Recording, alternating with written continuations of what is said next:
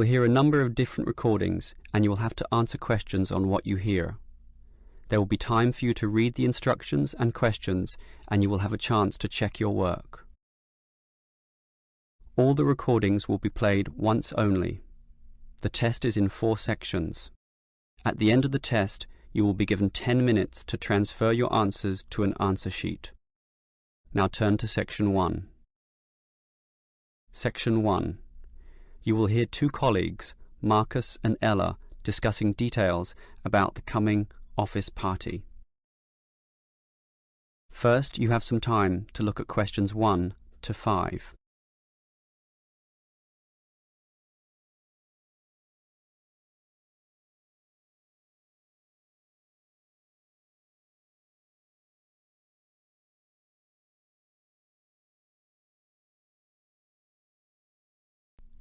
Now we shall begin.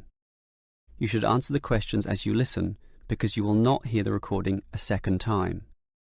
Listen carefully and answer questions 1 to 5. Okay, Ella. As you know, you and I have to make the big decision about in which restaurant we are going to hold our office celebration. Well, we're celebrating 20 years of operation, so I think it has to be a good restaurant. Something which will really impress people and make them think better of the company. We do have a budget, though. It's how much? $2,000, and that should be enough for a good meal. Actually, it's $3,000, not $2,000. I confirmed that today. That should be enough for a great meal, then. Well, this is a significant milestone. So, should we go for a buffet meal at a local hotel? All you can eat? Something like that? The Chesterfield Hotel has good food. I've eaten there before. Very impressive. Yes, I've got the brochure here. Do you know how much it costs? The full buffet banquet is beyond us, I'm afraid. Yes, but we don't have to get the banquet. They have set meals for cheaper prices. Show me the brochure. What about this? Set meals C is $50 a head, and that's just within our price range. It includes a main meal with prawns, and there's other seafood as well. Look, there's even a seafood platter with crabs, oysters, everything you like. But not everyone likes seafood. Let me see the brochure. Actually, set meal D looks better to me. More meat-based. How much is it? Meal A is $70, B is $60, and so on. So D is even cheaper at $45. OK, and we could spend the money we save on other things, such as a lottery present or something. The main meal is lamb, and everyone likes that, right? It comes with soup, dessert, coffee, all the frills that you'd expect. What's the soup? Actually, all the meals come with soup. Meal A is lobster soup, B is prawn, C is clam, but ours is chicken. Ah, I like that. Chicken is simple but tasty. All those seafood soups are not nearly as nice. So, why don't we take meal D then? Before you hear the rest of the conversation, you have some time to look at questions 6 to 10.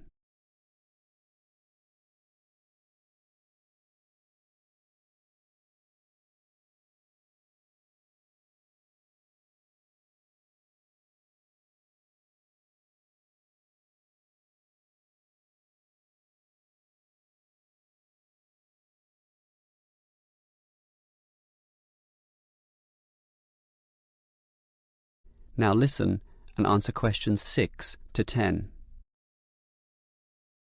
All right, we've picked the restaurant and meal for this celebration, so that just leaves the time and date to be decided.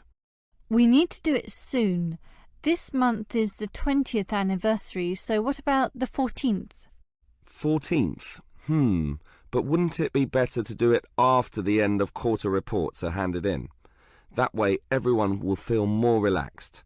That's the 18th, after the middle of the month. Good thinking. That's why you're the office manager and I'm not. And that leaves the starting time. After work, but not too late, right? Well, any time is fine, I should think. 7 p.m, 7:30, 8 p.m. Does it really matter? Not too late, though. 8 p.m. is too late. 7 p.m. might be too early for those submitting the end-of-day accounts. Split the difference then, take the middle time. That will please everyone. Sounds fine by me. Let's do that then. Now, that leaves the minor details, you know, about clothes and what to bring and... Clothes? Isn't this an informal event? Yes, but it is an anniversary and we don't want people in jeans and jogging shoes. We don't necessarily want formal dress either. I agree. Formal is too, well, formal. Smart casual is better. Let's just say smart casual, okay? Okay. And should we allow smoking? Isn't that the hotel's decision? Do they allow smoking? They do, in designated areas, well away from the eating tables. Personally, I hate smoking and would like to ban it completely from this function, but to be reasonable, I think we can just follow the hotel's policy. If they allow it, so can we. Okay, that sounds fine. That just leaves... Whether the guests should bring anything with them? I think it would be a nice idea if everyone brought a... Let me guess, a card, right? A getting to know you card. No, a present, a small present, of course, to be put into a large box, and then everyone can reach inside and pull out something. A lucky dip. That should be a good laugh, don't you think? Great idea. That is the end of section 1. You now have half a minute to check your answers.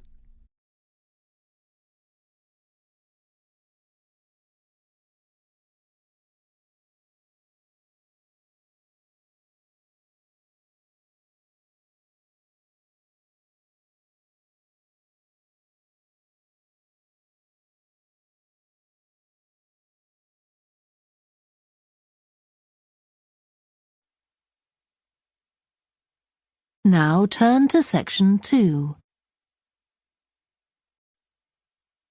Section 2. You will hear a woman who works in a theatre talking to 2 new staff members on their first day of work.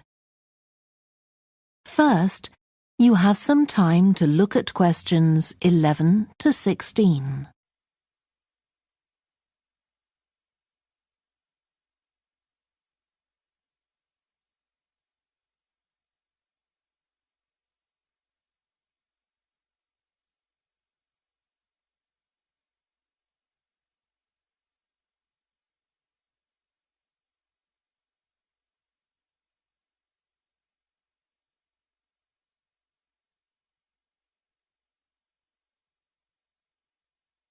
Now listen carefully and answer questions 11 to 16.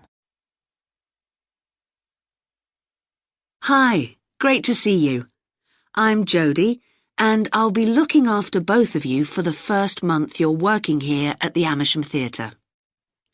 I'll tell you something about the theatre now, then take you to meet 2 of the other staff. It's an old building, and it's been modernised several times. In fact, as you can see, we're carrying out a major refurbishment at the moment.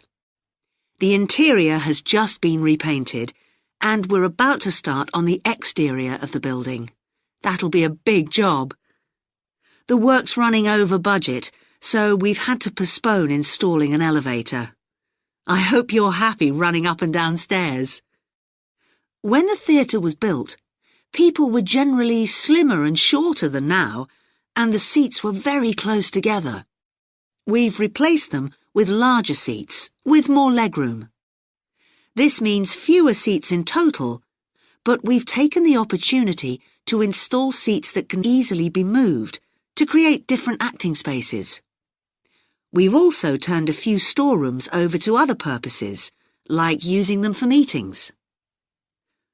We try hard to involve members of the public in the theatre. One way is by organising backstage tours, so people can be shown round the building and learn how a theatre operates. These are proving very popular. What we're finding is that people want to have lunch or a cup of coffee while they're here, so we're looking into the possibility of opening a cafe in due course. We have a bookshop which specialises in books about drama, and that attracts plenty of customers. Then there are 2 large rooms that will be decorated next month, and they'll be available for hire for conferences and private functions, such as parties. We're also considering hiring out costumes to amateur drama clubs. Now I want to tell you about our workshops. We recently started a program of workshops that anyone can join. Eventually, we intend to run courses in acting, but we're waiting until we've got the right people in place as trainers. That's proving more difficult than we'd expected. There's a big demand to learn about the technical side of putting on a production, and our lighting workshop has already started with great success. We're going to start one on sound next month. A number of people have inquired about workshops on makeup, and that's something we're considering for the future. A surprise success is the workshop on making puppets. We happen to have someone working here who does it as a hobby, and she offered to run a workshop. It was so popular, we're now running them every month. Before you hear the rest of the talk, you have some time to look at questions 17 to 20.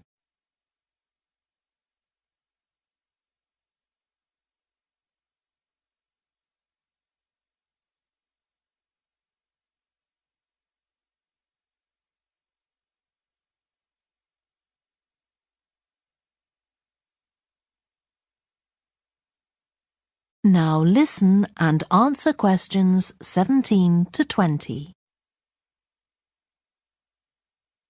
Now, a word about the layout of the building. The auditorium, stage and dressing rooms for the actors are all below ground level. Here on the ground floor, we have most of the rooms that the public doesn't see. The majority are internal, so they have windows in the roof to light them. Standing here in the foyer, you're probably wondering why the box office isn't here, where the public would expect to find it. Well, you might have noticed it on your way in. Although it's part of this building, it's next door, with a separate entrance from the road.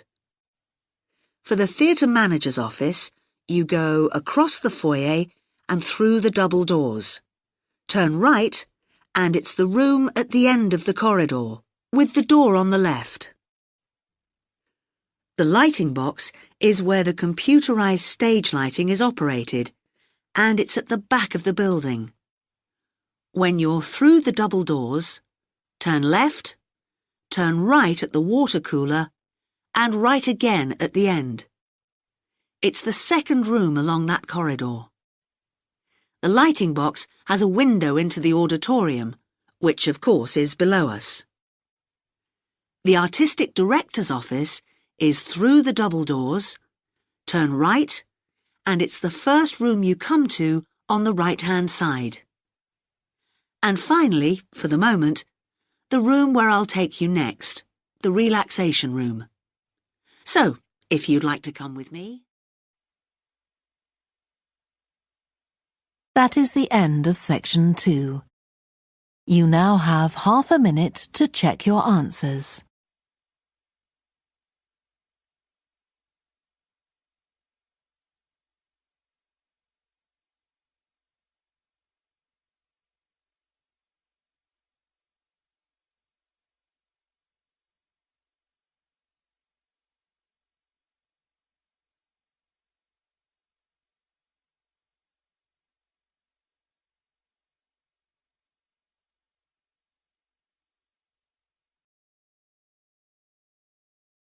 Now turn to section 3.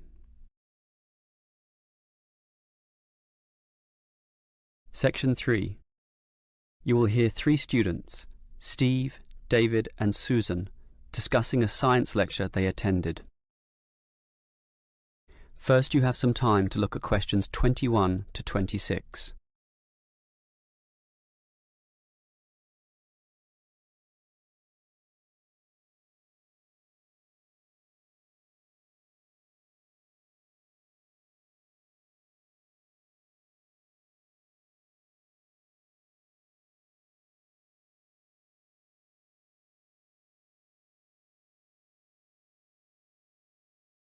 Now listen carefully and answer questions 21 to 26. What did you think about the lecture, David? I thought it was rather interesting. I liked the way it examined the personalities as well as the achievements of the three great physicists of history. It was also interesting in the way it highlighted that all of them had traits in common, despite being removed by centuries. What did you think, Stephen? I thought, for their times, all three scientists were quite revolutionary. Also, I found it quite funny how Galileo, the Italian physicist, in his great work, what was it called? It's usually abbreviated to two systems. Yeah, in the two systems. It isn't really science in the conventional sense at all because it's so funny. How can science have characters, one of them with the name Simplicio? I think, though, that it stands as significant in that it was the first major work in which authority was challenged. Before that, the church and the state and royalty all held absolute authority over the thinking of the times, but Galileo was brave enough to challenge this by putting forward scientific truth. It simply started everything. I agree with you there, and it was important, and I don't wish to underestimate that at all. But Galileo's works were somewhat scattered. He couldn't fuse all the ideas together. That had to wait for Newton's Principia. So why do we call it that? It's not even English. Well, Newton wrote his Principia in Latin, as was the practice of all scientists of the time. Principia is the key word in the title, which we usually use when referring to this great work. And I think you're right, David. Its significance lies in the way it finally created order. Before that, things were still confused, disordered, let's say. That's right, Susan. With Newton, the heavens became like a clockwork mechanism where the orbits and motion of the planets and comets could be predicted. Newton simply created order and suddenly the universe seemed understandable. Until Einstein came along and confused the hell out of everyone. Yes, I agree that his relativity is mathematically complex, but once you conquer this, it is remarkably straightforward. Why did he call it relativity, anyway? Because every motion is relative to the motion of other bodies, hence relativity. I suppose it's a logical name, when you think about it. Yes, and the significance of the theory lay in the way it explained gravity. Prior to that, gravitational motion or action at a distance was just assumed to happen, but nobody quite knew why. Einstein was successful in providing a theory which explained this, and that theory has lasted to the present day. That makes it quite an accomplishment. I think we'd have to agree that all three scientists accomplished much in their own way. Before you hear the rest of the conversation, you have some time to look at questions 27 to 30.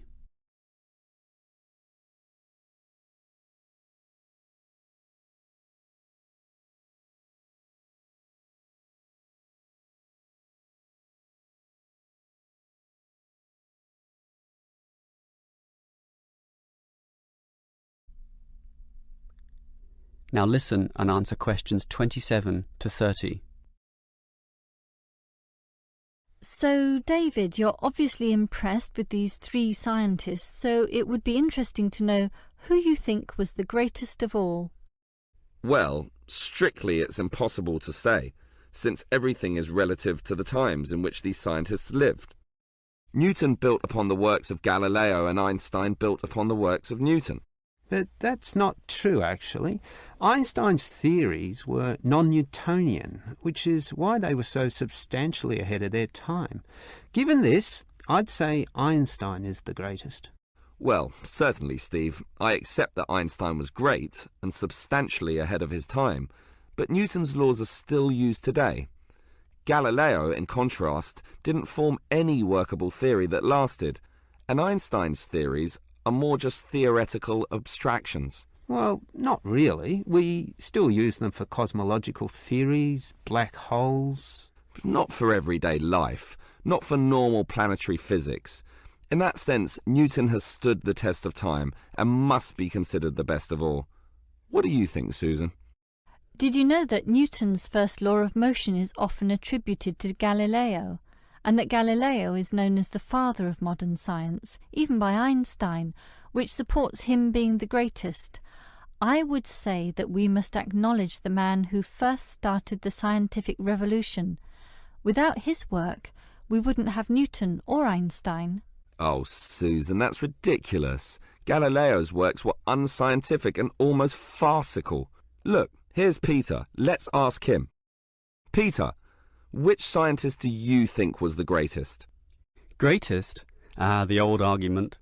Einstein is the conventional answer, but when it comes down to it, no one quite knows what his theories really mean. Newtonian physics is at least understandable, so I'll go for him. Yes, there you go. Well, we'll just have to agree to disagree on that one. That is the end of section 3. You now have half a minute to check your answers.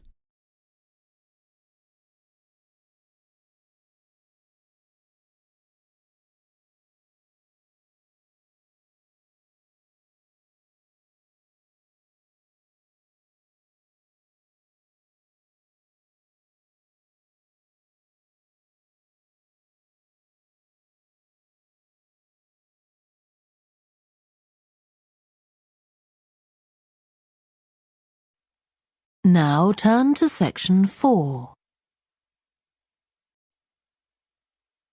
Section 4.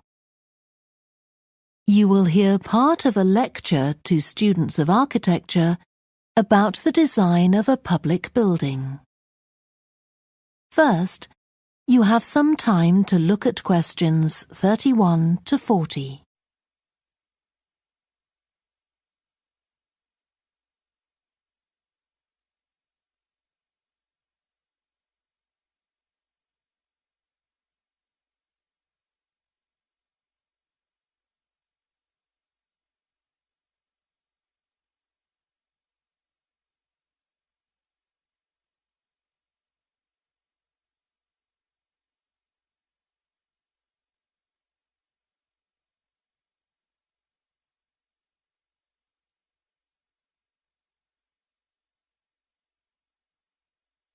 Now listen carefully and answer questions 31 to 40.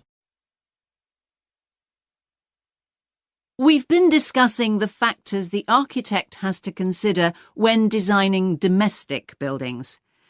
I'm going to move on now to consider the design of public buildings, and I'll illustrate this by referring to the new Taylor Concert Hall that's recently been completed here in the city. So, as with a domestic building, when designing a public building, an architect needs to consider the function of the building. For example, is it to be used primarily for entertainment, or for education, or for administration? The second thing the architect needs to think about is the context of the building. This includes its physical location, obviously, but it also includes the social meaning of the building, how it relates to the people it's built for. And finally, for important public buildings, the architect may also be looking for a central symbolic idea on which to base the design, a sort of metaphor for the building and the way in which it is used. Let's look at the new Taylor Concert Hall in relation to these ideas.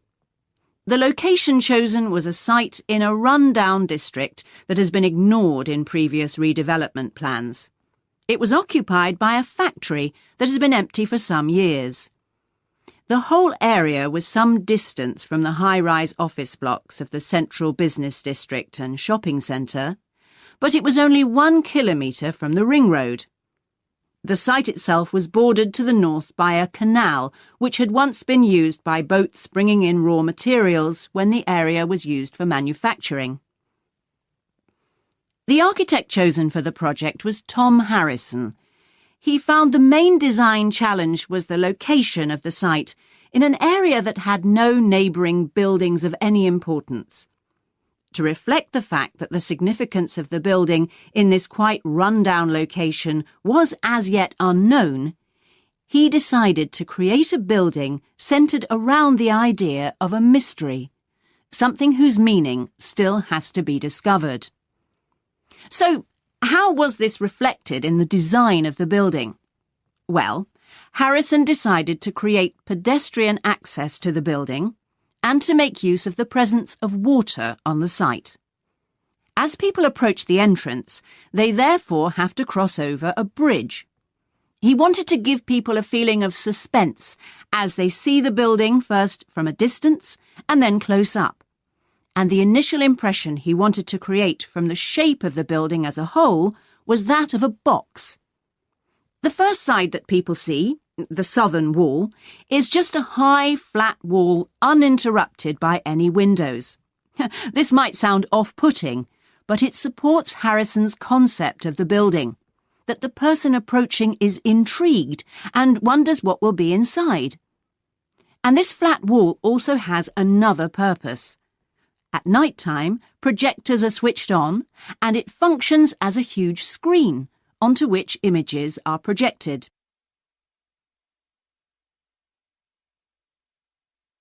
The auditorium itself seats 1,500 people. The floors supported by 10 massive pads. These are constructed from rubber and so are able to absorb any vibrations from outside and prevent them from affecting the auditorium. The walls are made of several layers of honey-coloured wood, all sourced from local beech trees. In order to improve the acoustic properties of the auditorium and to amplify the sound, they are not straight, they are curved. The acoustics are also adjustable according to the size of orchestra and the type of music being played. In order to achieve this, there are 9 movable panels in the ceiling above the orchestra, which are all individually motorised. And the walls also have curtains, which can be opened or closed to change the acoustics. The reaction of the public to the new building has generally been positive. However, the evaluation of some critics has been less enthusiastic. In spite of Harrison's efforts to use local materials, they criticise the style of the design as being international rather than local, and say it doesn't reflect features of the landscape or society for which it is built. That is the end of section 4. You now have half a minute to check your answers.